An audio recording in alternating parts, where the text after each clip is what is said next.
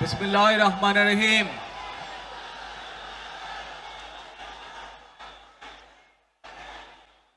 প্রিয় বাংলাদেশ, উপস্থিত প্রিয় মুরব্বীবর্গ, মঞ্চে উপস্থিত জাতীয় নেতৃবৃন্দ, আমার সামনে উপস্থিত প্রিয় ভাই ও বোনেরা এবং মিডিয়ার মাধ্যমে সমগ্র বাংলাদেশ থেকে যারা দেখছেন এই অনুষ্ঠান, প্রিয় ভাই বোনেরা, প্রিয় মা বোনেরা, আসসালামু আলাইকুম। প্রিয় ভাই বোনেরা, আজ প্রথমেই আমি রব্বুল আলামিনের দরবারে হাজারো লক্ষ কোটি শুকরিয়া জানাতে চাই। রব্বুল আলামিনের অশেষ রহমতে আজ আমি আমার প্রিয় মাতৃভূমিতে ফিরে আসতে পেরেছি আপনাদের দোয়ায়, আপনাদের মাঝে। প্রিয় ভাই বোনেরা, আমাদের এই প্রিয় মাতৃভূমি 1971 সালে লাখো শহীদের রক্তের বিনিময়ে অর্জিত হয়েছিল। ঠিক একইভাবে 75-এ আবার 7ই নভেম্বর আধিপত্যবাদীদের হাত থেকে রক্ষার জন্য সেদিন সিপাহী জনতার বিপ্লবের মাধ্যমে আধিপত্যবাদের হাত থেকে দেশকে রক্ষা করা হয়েছিল। একইভাবে পরবর্তীতে 90-এ স্বৈরাচারের বিরুদ্ধে এদেশের জনগণ, এদেশের খেটে খাওয়া মানুষ তাদের গণতান্ত্রিক অধিকারকে ছিনিয়ে এনেছিল, কিন্তু তারপরেও ষড়যন্ত্রকারীদের ষড়যন্ত্র থেমে থাকেনি। আমরা তারপর দেখেছি 2024 সালে, 71 সালে এই দেশের মানুষ যেমন স্বাধীনতা অর্জন করেছিল, 2024 সালে এদেশের ছাত্র জনতা সহ সর্বস্তরের মানুষ, কৃষক, শ্রমিক, গৃহবধূ, নারী, পুরুষ, মাদ্রাসার ছাত্র সহ দলমত নির্বিশেষে, শ্রেণী পেশা নির্বিশেষে সকল মানুষ সেদিন 2024 সালের 5ই আগস্ট এই দেশের স্বাধীনতা এবং সার্বভৌমত্বকে রক্ষা করেছিল। প্রিয় ভাই বোনেরা, আজ বাংলাদেশের মানুষ কথা বলার অধিকার ফিরে পেতে চায়, তারা তাদের গণতান্ত্রিক অধিকার ফিরে পেতে চায়। বাংলাদেশের মানুষ চায় তারা তাদের যোগ্যতা অনুযায়ী ন্যায্য অধিকার পাবে। প্রিয় ভাই বোনেরা, আজ আমাদের সময় এসেছে সকলে মিলে দেশ গড়ার। এই দেশে যেমন পাহাড়ের মানুষ আছে, এই দেশে একইভাবে সমতলের মানুষ আছে। এই দেশে মুসলমান, বৌদ্ধ, খ্রিস্টান, হিন্দু সহ বিভিন্ন ধর্মের মানুষ বসবাস করে। আমরা চাই সকলে মিলে এমন একটি বাংলাদেশ গড়ে তুলব আমরা, যেই বাংলাদেশের স্বপ্ন একজন মা দেখেন, অর্থাৎ একটি নিরাপদ বাংলাদেশ আমরা গড়ে তুলতে চাই। যে বাংলাদেশে একজন নারী, একজন পুরুষ, একজন শিশু যেই হোক না কেন, নিরাপদে ঘর থেকে বের হলে নিরাপদে ইনশাআল্লাহ ঘরে আবার ফিরে আসতে পারে। প্রিয় ভাই বোনেরা, এই দেশের জনসংখ্যার অর্ধেক নারী, 4 কোটিরও বেশি তরুণ প্রজন্মের সদস্য, 5 কোটির মতন শিশু, 40 লক্ষের মতন প্রতিবন্ধী মানুষ রয়েছেন,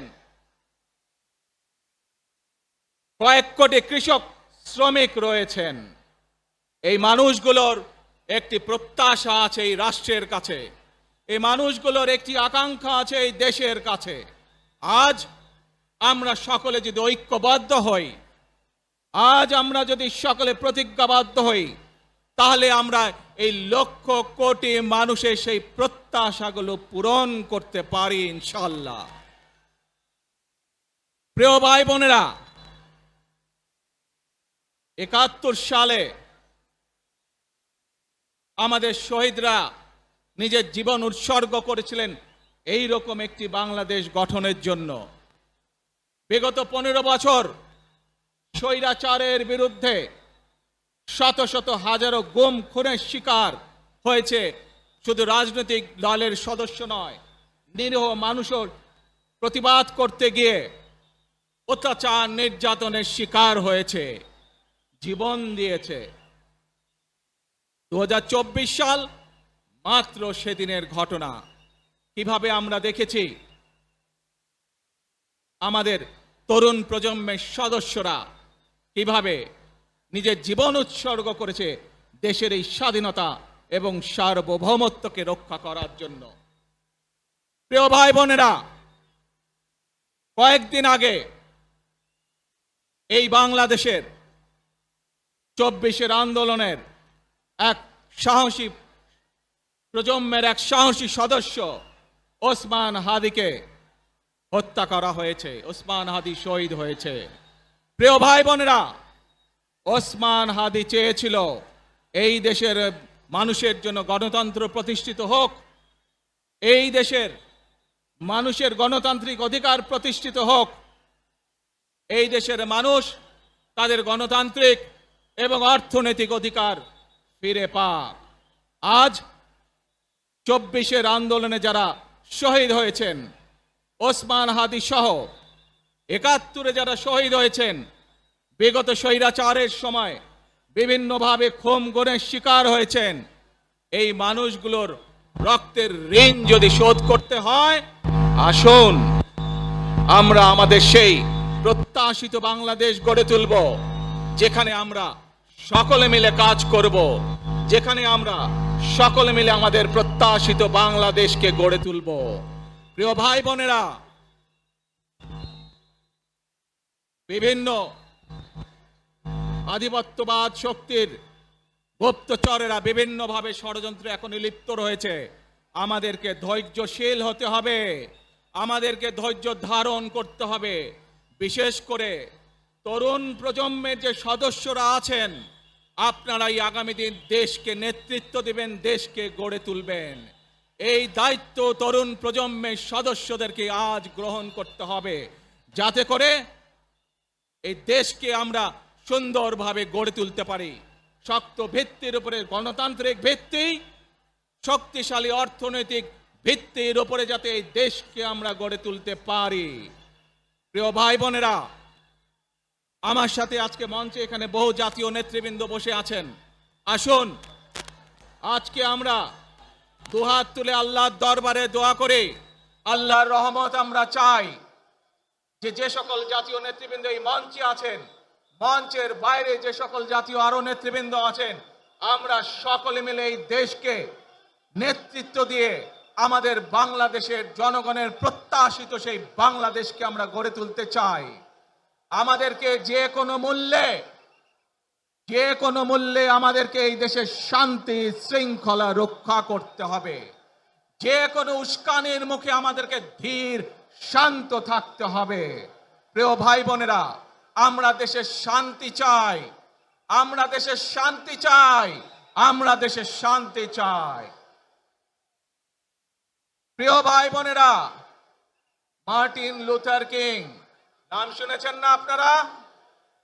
নাম শুনেছেন তো আপনারা?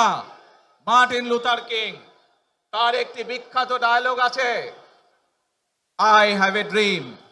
আজ এই বাংলাদেশের মাটিতে দাঁড়িয়ে আপনাদের সকলের সামনে আমি বলতে চাই, বাংলাদেশ জাতীয়তাবাদী দলের একজন সদস্য হিসাবে আপনাদের সামনে আমি বলতে চাই, I have a plan for the people of my country, for my country. আজ এই পরিকল্পনা দেশের মানুষের স্বার্থে, দেশের উন্নয়নের জন্য, দেশের মানুষের ভাগ্যের পরিবর্তনের জন্য যদি সেই প্ল্যান, সেই কার্যক্রম, সেই পরিকল্পনাকে বাস্তবায়ন করতে হয়।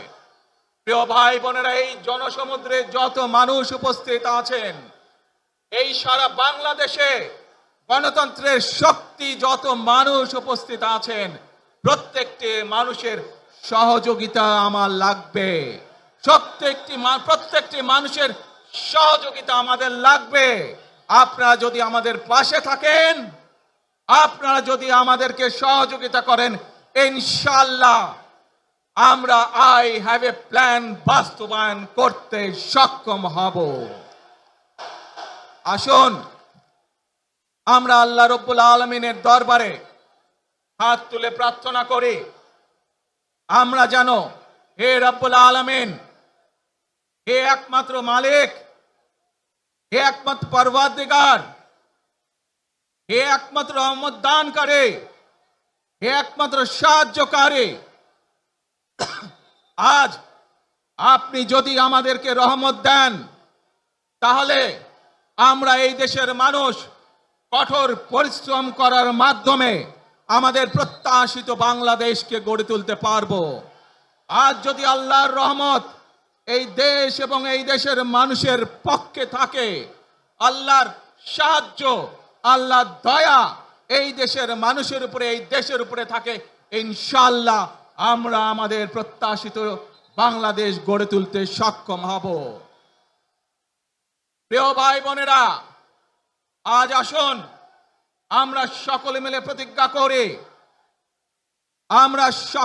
প্রতিজ্ঞা করি, যে ইনশাআল্লাহ আগামী দিনে দেশ পরিচালনার দায়িত্বে যারা আসবে, আমরা সকলে নবী করিম সাল্লাল্লাহু আলাইহি সাল্লামের যে ন্যায়পরায়ণতা, সেই ন্যায়পরায়ণতার আলোকে আমরা দেশ পরিচালনার সর্বোচ্চ চেষ্টা করব। প্রিয় ভাই বোনেরা, আজ আপনারা জানেন এখান থেকে আমি আমার মা দেশনেত্রী খালেদা জিয়ার কাছে যাব। একটি মানুষ, যে মানুষটি এই দেশের মাটি, এই দেশের মানুষকে নিজের জীবনের থেকেও বেশি ভালোবেসেছেন, তার সাথে কি হয়েছে আপনারা প্রত্যেকটি মানুষ সে সম্পর্কে অবগত আছেন। সন্তান হিসাবে আপনাদের কাছে আমি চাইবো, আজ আল্লাহর দরবারে আপনারা দোয়া করবেন, যাতে আল্লাহ ওনাকে তৌফিক দেন, উনি যাতে সুস্থ হতে পারেন। প্রিয় ভাই বোনেরা, সন্তান হিসাবে আমার মন আমার মায়ের বিছানার পাশে পড়ে আছে সেই হাসপাতালের ঘরে, কিন্তু সেই মানুষটি যাদের জন্য জীবনকে উৎসর্গ করেছে, অর্থাৎ আপনারা এই মানুষগুলোকে, যাদের জন্য দেশনেত্রী খালেদা জিয়া জীবন উৎসর্গ করেছেন, নিজের জীবন, সেই মানুষগুলোকে আমি কোনোভাবেই ফেলে যেতে পারি না। এবং সেজন্যই আজ হাসপাতালে যাবার আগে আপনাদের প্রতি সহ টেলিভিশনগুলোর মাধ্যমে যারা সমগ্র বাংলাদেশে আমাকে দেখছেন, আপনাদের সকলের কাছে কৃতজ্ঞতা প্রকাশ করার জন্য আজ আমি এখানে দাঁড়িয়েছি আপনাদের সামনে। প্রিয় ভাই বোনেরা, আসুন আমাদেরকে আজকে নিশ্চিত করতে হবে, আমরা যে ধর্মের মানুষ হই, আমরা যে শ্রেণীর মানুষ হই, আমরা যে দলেরই রাজনৈতিক দলের সদস্য হই অথবা একজন নির্দলীয় ব্যক্তি হই, আমাদেরকে নিশ্চিত করতে হবে যে কোনো মূল্যে আমরা আমাদের এই দেশের শান্তি শৃঙ্খলাকে ধরে রাখতে হবে। যে কোনো মূল্যে যে কোনো বিশৃঙ্খলাকে পরিত্যাগ করতে হবে। যে কোনো মূল্যে আমাদেরকে নিশ্চিত করতে হবে যাতে মানুষ নিরাপদ থাকতে পারে। শিশু হোক, নারী হোক, পুরুষ হোক, যে কোনো বয়স, যে কোনো শ্রেণী, যে কোনো পেশা, যে কোনো ধর্মের মানুষ যেন নিরাপদ থাকে, এই হোক আমাদের চাওয়া আজকে। প্রিয় ভাই বোনেরা, আসুন প্রিয় ভাই বোনেরা, সবাই মিলে আজ আমরা প্রতিজ্ঞাবদ্ধ হই, সবাই মিলে করব কাজ। জোরে আরো, সবাই মিলে করব কাজ, করব মোদের বাংলাদেশ। ইনশাআল্লাহ আপনাদের সকলের কাছে দোয়া আছে, আবারও সকলকে যে কোনো মূল্যে দেশে শান্তি শৃঙ্খলা রক্ষার আহ্বান জানিয়ে যে কোনো বিশৃঙ্খলাকে পরিহার করে ধৈর্যের সাথে মোকাবেলা করার আহ্বান জানিয়ে আমার বক্তব্য শেষ করছি। আবারও আপনাদের কাছে কৃতজ্ঞতা প্রকাশ করছি আজকে আমাকে এইভাবে বরণ করে নেওয়ার জন্য। আল্লাহ হাফেজ। বাংলাদেশ জিন্দাবাদ, বাংলাদেশ জাতীয়তাবাদী দল জিন্দাবাদ। আসসালামু আলাইকুম।